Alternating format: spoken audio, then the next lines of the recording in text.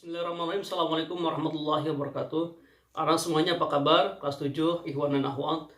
Untuk pertemuan kali ini kita akan membahas mengenai pendidikan Pancasila dan kewarganegaraan. Ya, insya Allah pada pembahasan ini sangat menarik, yaitu sejarah perumusan Pancasila sebagai dasar negara. Baik anak-anak sekalian semuanya, sebelum belajar marilah kita berdoa terlebih dahulu agar ilmu kita bermanfaat. Berdoa dimulai.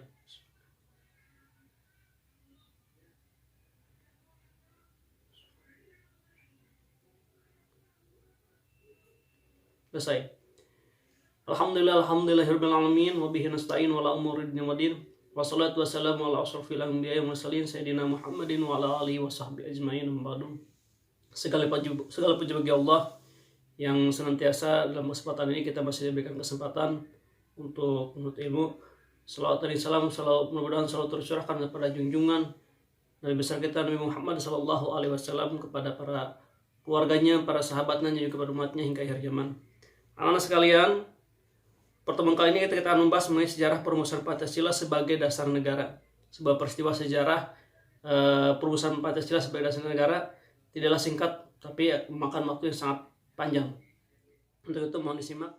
Pembentukan BPUPKI dan usulan dasar negara oleh tokoh perumusan Pancasila. Nah, anak sekalian semuanya perlu diketahui, pada tanggal 8 Maret 1942, Jepang memasuki wilayah Indonesia dan menguasai sebagian besar wilayah Indonesia. Hal tersebut terjadi setelah dilakukannya perjanjian Kalijati. Perjanjian yang dilakukan di Subang, Jawa Barat tersebut menghasilkan bahwasannya Belanda menyerah kepada Jepang, sehingga dikenal dengan semboyan 3A: Jepang Pelindung Asia, Jepang Pemimpin Asia, dan Jepang Cahaya Asia. Namun, kekuasaan Jepang tidak berlangsung lama. Hal tersebut dikarenakan pihak sekutu Inggris, Amerika Serikat, dan Belanda terus melakukan penyerangan terhadap basis-basis Jepang di Asia Pasifik.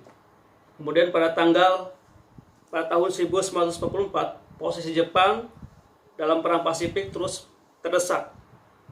Pertahanan Jepang sudah rapuh, banyak kota di Indonesia diserbu oleh pihak sekutu seperti Maluku, Ambon, dan Irian. Baik kekalahan yang semakin nyata, Jepang berusaha menarik simpati Indonesia dengan menjanjikan kemerdekaannya kepada bangsa Indonesia. Pada tanggal 17 September 1944, Perdana Menteri Kaiso dalam sidang istimewa parlemen di Jepang di Tokyo memperbolehkan daerah Hindia Timur Indonesia untuk merdeka.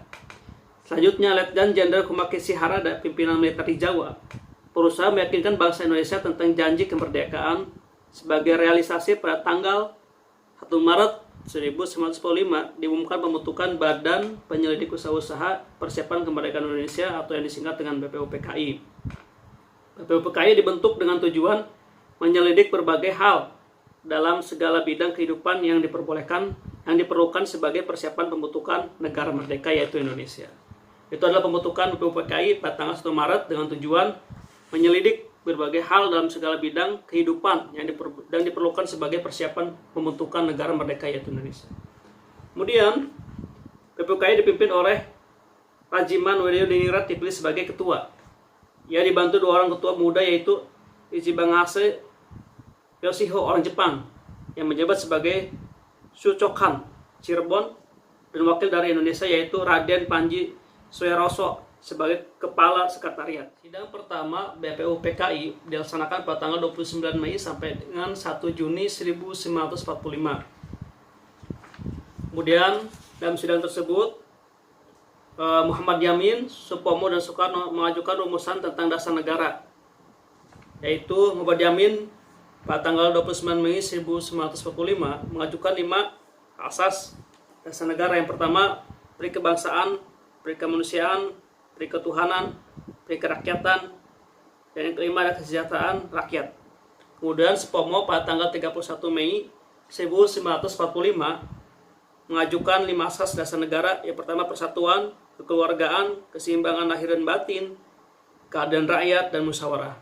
Kemudian Insinyur Soekarno pada tanggal 1 Juni 1945 mengajukan 5 asas dasar negara, yaitu nasionalisme dan kebangsaan Indonesia. Yang kedua, internasionalisme dan perikemanusiaan. Kemudian mufakat atau demokrasi. Yang keempat, kesejahteraan sosial. Yang lima, ketuhanan yang Maha Esa. Itulah adalah perumusan rancangan dasar negara yang diajukan oleh ketiga tokoh. Yang pertama Muhammad Yamin. Sebuah BPUPKI membentuk panitia kecil pada akhir persidangan pertama. Tugasnya adalah mengumpulkan usulan para anggota Kemudian dibentuklah Panitia 9. Pada tanggal 22 Juni 1945 malam, Panitia 9 langsung mengadakan rapat di kediaman Insinyur Soekarno, Jalan Pegangsaan Timur nomor 56 Jakarta. Panitia 9 mencapai satu kesepakatan mengenai rancangan pembentukan hukum dasar atau undang-undang dasar. Rancangan tersebut oleh Soekarno diberi nama Muqaddimah, namun oleh Muhammad Yamin diberi nama Piagam Jakarta. Berikut ini istilah Piagam Jakarta. Kemudian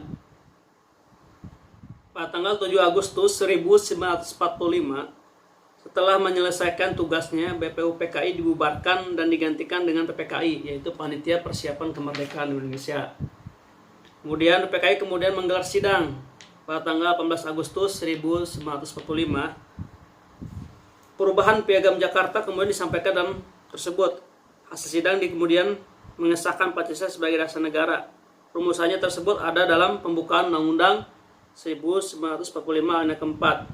Jadi Pancasila yang disahkan urutannya adalah sebagai berikut. Pertama adalah ketuhanan yang Maha Esa, kemanusiaan yang adil dan beradab, persatuan Indonesia, kerakyatan yang dipimpin oleh hikmat kebijaksanaan dalam permusyawaratan perwakilan, kemudian keadilan sosial bagi seluruh rakyat Indonesia. Itu ada 5 asas isi dari butir Pancasila.